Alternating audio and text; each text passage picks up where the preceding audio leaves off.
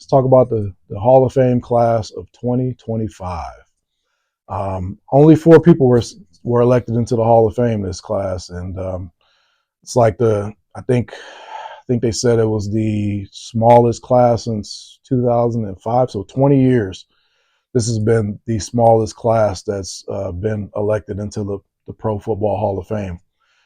And I don't really like necessarily have a take on, you know, whether it, is what I think about, the amount of people that get in. And I don't really know like the voters like Ryan Reason as to, how they choose who gets in and how many people gets in or whatever the case may be. But I will say I am truly happy I'm happy for all the guys in this class, but I'm more so happy for Sterling Sharp first and foremost. Um, I remember I remember when Shannon Sharp got elected in the Hall of Fame, and actually they just replayed this on First Take, so it was kind of cool because I immediately thought about this. I immediately thought about this moment, like in real time, like when Sterling Sharp got the call that he was going in. I immediately thought about when Shannon Sharp got elected to the Pro Football Hall of Fame, and I just remember him. He said something along the lines of like he got voted in to the Hall of Fame, and he's not even the best player in his family. So um, I've always I've always appreciated the admiration that Shannon Sharp has for his brother. Like if you go back and if you watch or you listen to anything Shannon Sharp ever talks about football wise, man, that dude like has so much love and admiration for his brother. He always talks about how, his brother literally paved the way for him. That he everything his brother did, like he wanted to model his behavior after it. He wanted to echo those same, behaviors and things like that. And he always talked about how once he saw his brother make it to the NFL, Sterling Sharp, that it was just easy for him to get there because all he had to do was just follow the same things that his brother did because his brother was such a positive role model in his life. To see this moment happen, and again, like I said, Shannon talked about it again on First Take, and I think he had mentioned that that was the first time that he actually saw his brother cry was when Shannon was elected, and he talked about how his brother was better than him. And so to see all of this come full circle now, and to see Sterling Sharp, and I got a chance to watch Sterling Sharp growing up, man. That was early on in my kind of NFL watching days. I got a chance to see him play, man, and he truly was he was a spectacular talent. I don't think like, guys back then were putting up some of these ridiculous numbers, because the NFL is just different now. It's a lot more vertical passing and stuff like that. But for what he did in his small amount of time before he ended up, I think he broke his neck and had to, cut his career short. I mean, he was a really really good player, and he's very well deserving of being in the Hall of Fame. So shout out to Sterling Sharp, shout out to Shannon Sharp for just really, just constantly being like your brother's biggest cheerleader, man. So shout out to both of those guys. Also elected to the Hall of Fame, Jared Verse.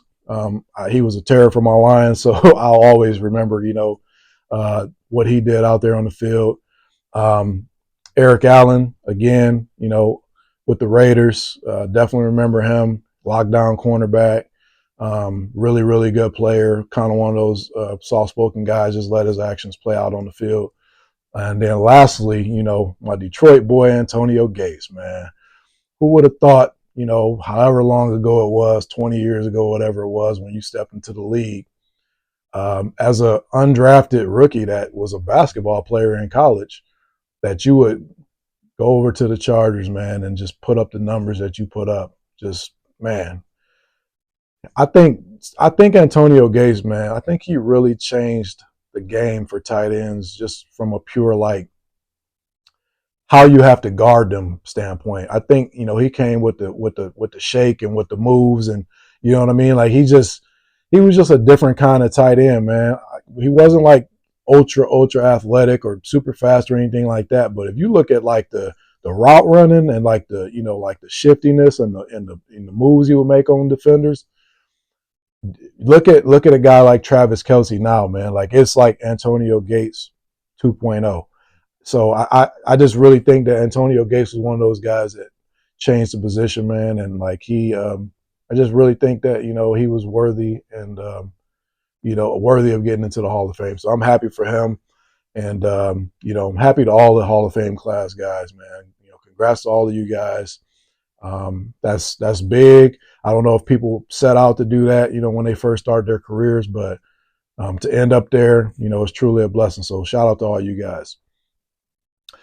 Now, for one of the guys that did not Hall of Fame this year, and I'm only bringing him up because obviously I've seen a lot of people talking about it, and I think it deserves some mention that Eli Manning did not make it as a first ballot Hall of Famer.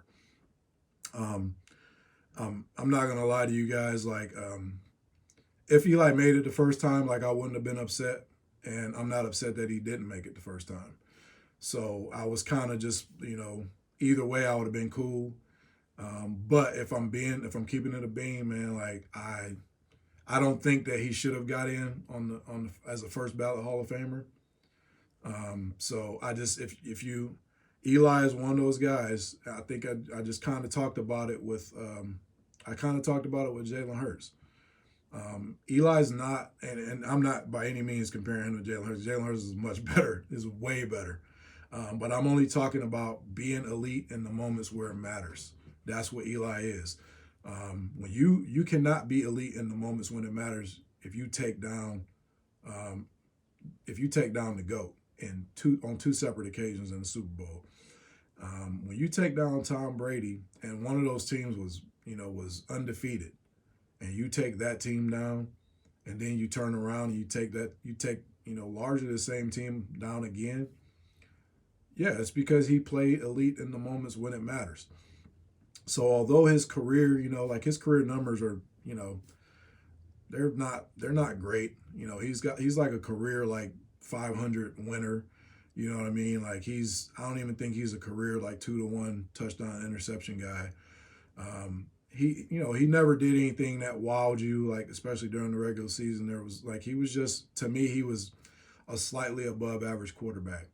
But when you're a two-time Super Bowl champion, and like I said, you take down the GOAT, I think at some point he's definitely going to get in to the Hall of Fame. And you add that to the fact that he is a Manning, so I would be hard pressed to say that I don't think that he's going to get into the Hall of Fame. And I think I'm not going to drag Eli. I think that he is deserving. I just don't think that he was deserving as a first ballot Hall of Famer. So I'm going to leave that where it is.